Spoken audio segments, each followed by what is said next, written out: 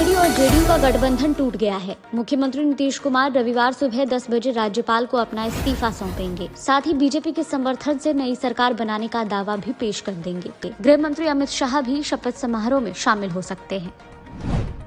नीतीश कुमार के पाला बदलने पर तेजस्वी यादव ने कहा है कि बिहार में अभी खेला होना बाकी है। डिप्टी सीएम ने कहा, मुख्यमंत्री हमारे साथ मंच पर बैठते थे तो पूछते थे 2005 से पहले बिहार में क्या था, मैंने कभी जवाब नहीं दिया।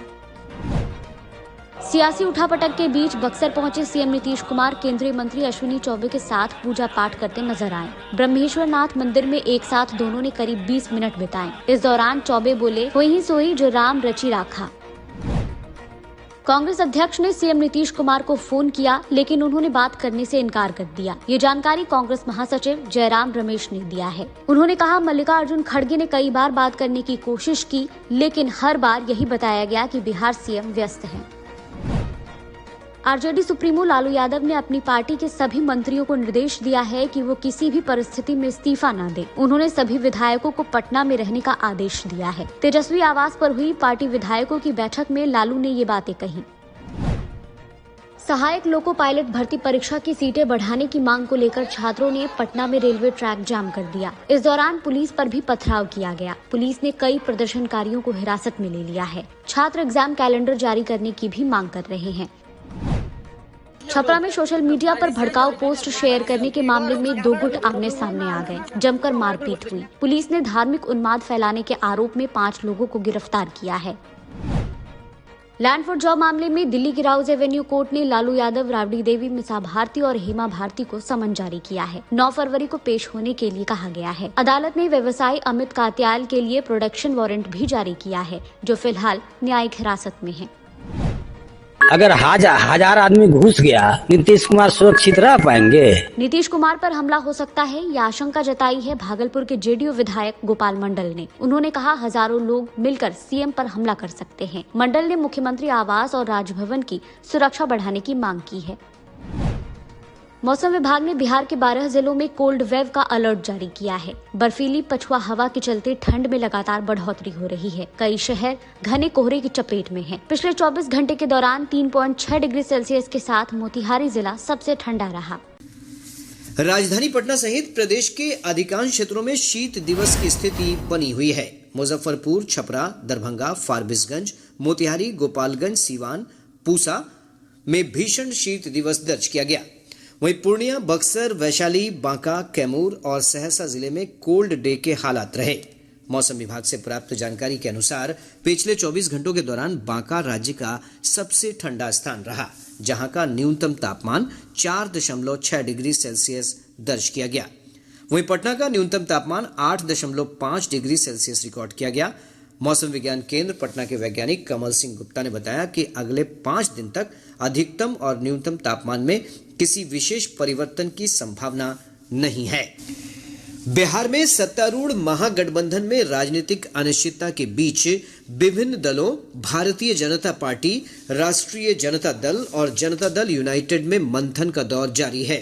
राजद और जदयू के मतभेद चरम पर होने के कारण राज्य में महागठबंधन सरकार के टूटने के आसार नजर आ रहे हैं। बदली परिस्थितियों के बीच राजद, भाजपा और जदयू ने अपने अपने विधायकों को पटना में मौजूद रहने को कहा है। भाजपा, जदयू, हम, आरजेडी समेत विभिन्न दल वर्तमान राजनीतिक परिदृश्य पर चर्चा करने के लिए पटना में अपने वरिष्ठ नेताओं और विधायकों के साथ लगातार बैठक कर रहे हैं। कांग्रेस ने पूर्णिया में वरिष्ठ नेताओं के साथ विचार विमर्श किया है। भाजपा की राज्य कोर कमेटी और विधायक दल की बैठक पटना में हुई। बैठक में मौजूदा राजनीतिक स्थिति और भावी स्थिति पर गंभीर रूप से चर्चा की गई। बैठक में प्रदेश अध्यक्ष सम्राट चौधरी, केंद्रीय मंत्री नित्यानंद राय, भाजपा सांसद सुशील कुमार मोदी समेत बिहार भाजपा के कई वरिष्ठ नेता शामिल हुए। इधर भाजपा विधायक दल की बैठक में मौजूदा राजनीति की स्थिति को देखते हुए विधायकों और सांसदों से फीडबैक लिया गया। बैठक में बिहार प्रभारी विनोद तावड़े, प्रदेश अध्यक्ष सम्राट चौधरी, केंद्रीय मंत्री नित्यानंद राय, पूर्व केंद्रीय मंत्री रविशंकर प्रसाद समेत सभी विधायक मौजूद रहे। राज्य में जारी सियासी गतिरोध के बीच मुख्यमंत्री नीतीश कुमार ने अब तक कोई बयान नहीं दिया है। श्री कुमार ने अपने निर्धारित कार्यक्रमों में जरूर भाग लिया, लेकिन मीडिया के सवालों से बचते नजर आए। सुबह श्री कुमार ने पार्टी के वरिष्ठ नेताओं के साथ बैठक की। मुख्यमंत्री ने पार्टी विधायकों की दूसरी बैठक भी बुलाई। इसमें सभी विधायकों को उपस्थित रहने को कहा गया। बदले राजनीतिक परिदृश्य के बीच राष्ट्रीय जनता दल ने कोई भी फैसला करने को लेकर पार्टी प्रमुख लालू प्रसाद को अधिकृत किया है। राजद विधायक दल की बैठक में यह फैसला किया गया। इधर श्री प्रसाद ने राजद कोटे के मंत्रियों को पद से इस्तीफा देने से मना किया है। उन्होंने कहा कि राजद महागठबंधन सरकार से समर्थन वापस नहीं लेगा। पूरी स्थिति पर पार्टी की नजर बनी हुई है।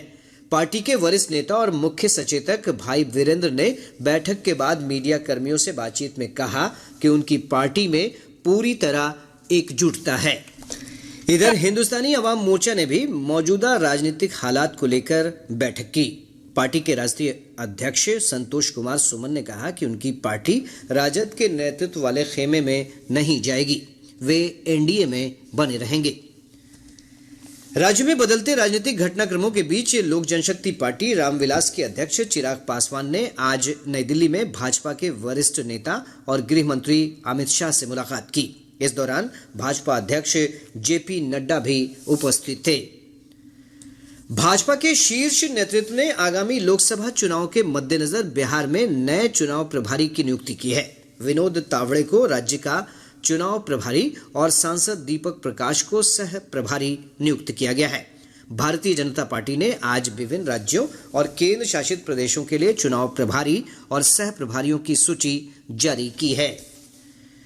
दिल्ली की राउज एवेन्यू कोर्ट ने रेलवे में जमीन के बदले नौकरी मामले में राजद अध्यक्ष लालू प्रसाद और पूर्व मुख्यमंत्री राबड़ी देवी समेत अन्य आरोपियों को 9 फरवरी को अदालत में पेश होने का आदेश दिया है। अदालत ने इस मामले में सीबीआई की याचिका पर सुनवाई करते हुए सभी आरोपियों को नोटिस जारी किया है। मुख्यमंत्री नीतीश कुमार ने बिहार अग्निशमन सेवा के सुदृढ़ीकरण के उद्देश्य से आज पटना में आयोजित एक कार्यक्रम में 46 नए अग्निशमन वाहनों को हरी झंडी दिखाकर रवाना किया। इस अवसर पर मुख्यमंत्री ने अग्निशमन पुस्तिका का लोकार्पण भी किया। श्री कुमार ने बक्सर के ब्रह्मेश्वर नाथ मंदिर परिसर में 9 करोड़ की लागत से विभिन्न विकासात्मक कार्यों का शिलान्यास भी किया। राज्यपाल राजेंद्र विश्वनाथ आर्लेकर ने युवाओं से आह्वान किया है कि वे भारत को वर्ष 2047 तक विकसित देश बनाने के लक्ष्य को प्राप्त करने में सहभागी बने। पटना में अखिल भारतीय विद्यार्थी परिषद के 65वें संयुक्त प्रांत अधिवेशन का उद्घाटन करते हुए उन्होंने कहा कि स्वदेशी वस्तुओं के उपयोग से ही भारत आत्मनिर्भर बन सकेगा। पटना के मोइनुलहक स्टेडियम में बिहार और केरल के बीच खेले जा रहे रणजी ट्रॉफी क्रिकेट मुकाबले में बिहार ने पहली पारी के आधार पर 43 रनों की बढ़त बना ली है। दूसरे दिन का खेल समाप्त होने तक बिहार ने शकीबुल गनी के नाबाद 120 रन की बदौलत 5 विकेट खोकर 270 रन बना लिए हैं। पीयूष कुमार सिंह ने 51 और बिपिन सौरभ ने 60 रन की शानदार पारी खेली। इससे पहले केरल की पहली पारी 227 रन पर ही सिमट गई।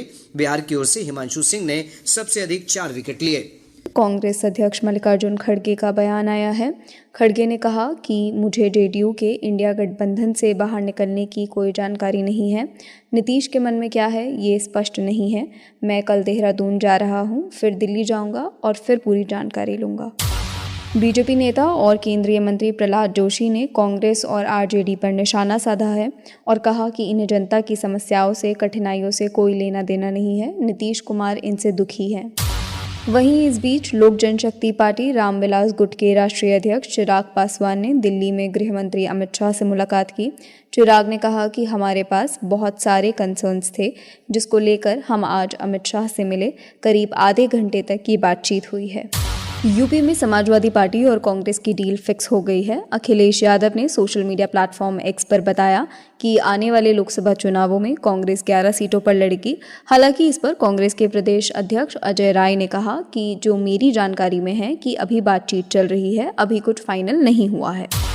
बीजेपी ने आगामी 2024 लोकसभा चुनावों के मद्देनजर राज्यों और केंद्र शासित प्रदेशों के लिए चुनाव प्रभारियों और सह प्रभारियों की नियुक्ति की। बैजंत पांडा उत्तर प्रदेश के नए प्रभारी होंगे। विनोद तावड़े को बिहार का चुनाव प्रभारी नियुक्त किया गया है। केरल में एक कार्यक्रम के दौरान स्टूडेंट फेडरेशन ऑफ इंडिया के कार्यकर्ताओं ने काला झंडा दिखाकर विरोध प्रदर्शन किया, जिसके बाद राज्यपाल आरिफ मोहम्मद सड़क पर ही धरने पर बैठ गए। उन्होंने वहां पुलिस अधिकारियों को भी फटकार लगाई और अपने सहयोगियों को कहा कि प्रधानमंत्री से फ़ोन पर मेरी बात करवाओ। उड़ीसा के मुख्यमंत्री नवीन पटनायक ने संबलपुर में समेली परियोजना का उद्घाटन किया। इस परियोजना में मां समलेश्वरी मंदिर के आसपास विकास का काम शामिल है, जिसमें एक विरासत कॉरिडोर का निर्माण, तीर्थयात्रियों के लिए सुविधाएं, मंदिर तक बेहतर पहुंच और महानदी तट का विकास शामिल है। तेलुगु स्टार तेजा सज्जा की फिल्म हनुमान ने 250 करोड़ का आंकड़ा पार कर लिया है। हनुमान 12 जनवरी को थिएटर्स में रिलीज हुई थी। तेजा सज्जा ने अपने इंस्टाग्राम अकाउंट पर पोस्ट कर फिल्म का latest world wide collection share किया है, जिससे ये जानकारी मिली है। नासा के मार्स रोवर ने दावा किया है कि उसे मार्स पर एक पुरानी झील के सबूत मिले हैं।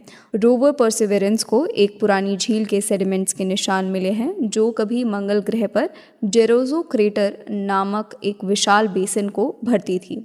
भारत और कनाडा के संबंधों पर कैनेडियन मीडिया CTV को दिए एक इंटरव्यू में कनाडा की नेशनल सिक्योरिटी एडवाइज़र जोडी थॉमस ने बयान दिया। थॉमस का कहना था कि दोनों देशों के बीच खालिस्तानी आतंकी हरदीप निज्जर की हत्या को लेकर तनाव है, जो अब कम हो रहा है। इजराइल हमास जंग को लेकर वर्ल्ड कोर्ट में सुनवाई हुई। इस दौरान कोर्ट ने इजराइल में गजा पट्टी में नरसंहार रोकने के लिए कोशिश और इस मामले पर ठोस उपाय ढूंढने का आदेश दिया।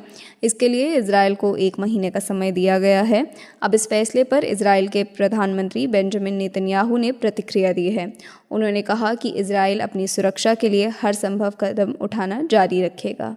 पाकिस्तान की सुप्रीम कोर्ट ने पूर्व प्रधानमंत्री इमरान खान को आम चुनावों से पहले बड़ी राहत दी है। उनकी पार्टी PTI के कई नेताओं को सुप्रीम कोर्ट ने चुनाव लड़ने की इजाजत दे दी है। इसे इमरान खान की बड़ी जीत माना जा रहा है। हालांकि इमरान खान अभी भी जेल में हैं और उन्हें आम चुनाव लड़ने की अनुमति नहीं है।